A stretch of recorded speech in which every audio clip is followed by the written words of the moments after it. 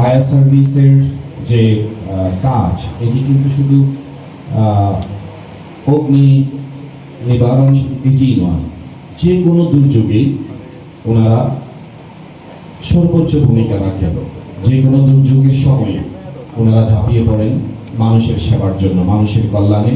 কিভাবে দুর্যোগ থেকে মানুষকে সেবা দেওয়া যায়, মানুষকে উদ্ধার করা যায়, এটি অনেক মহৎ একটি কাজ। এই যে একটি চাকুরি, এটি কিন্তু যদি কোনো, আমার মনে হয়, এটা আমার ব্যক্তিগত অভিমত, যদি কোনো অমানবিক মানুষও এই জবে চলে আসে, সেই লোকটিও কাজ করতে করতে মানবিক হয়ে যাবে। তার মানসিকতা, তার যে ট্রেনিং, তার যে কর্মদক্ষতা, বা তার আশপাশে যে সমস্ত কর্মকর্তা কর্মচারীবৃন্দ থাকেন, তাদের সাথে এসে এবং তার কর্মের কারণেই কিন্তু সে মানবিক হয়ে যায়।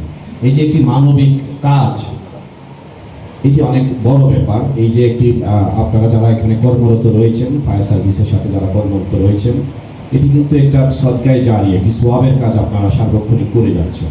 এটি অনেক সৌভাগ্যের। চাকুরি কিন্তু অনেক পর্যায়ের অনেক রকম চাকুরি আছে। এই চাকুরিটি কিন্তু অনেক সৌভাগ্যের বিষয় আমি মনে করি, আমার ব্যক্তিগত অপিনিয়ন। কারণ আমি মানবিক কাজ করি। আমার কাছে মানবিক কাজে যারা এগিয়ে আসে, তারা সবসময় আমার কাছে মনে হয় যে সবচেয়ে বড় মানবিক লোকগুলো তারা, তাদেরকে আমি পরম শ্রদ্ধা করি। সবসময় আমি শ্রদ্ধার সাথে তাদেরকে দেখি।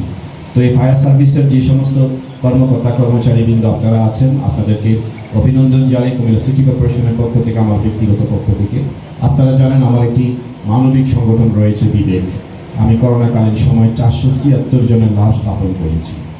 তো আমরা মানবিক কাজগুলো করি। যারা তৎকালীন সময়ে সেই 2020 সালে যারা কোভিডে আক্রান্ত হয়েছে, তাদের বাড়ি বাড়ি গিয়ে আমরা চিকিৎসা সেবা দেওয়ার চেষ্টা করেছি, অক্সিজেন দিয়েছি, অ্যাম্বুলেন্স সেবা দিয়েছি। 9 জন হিন্দু সৎকার, আমরা, আমার সংগঠনের নাম বিবেক, সেই বিবেক সংগঠন আমরা সৎকার করেছি।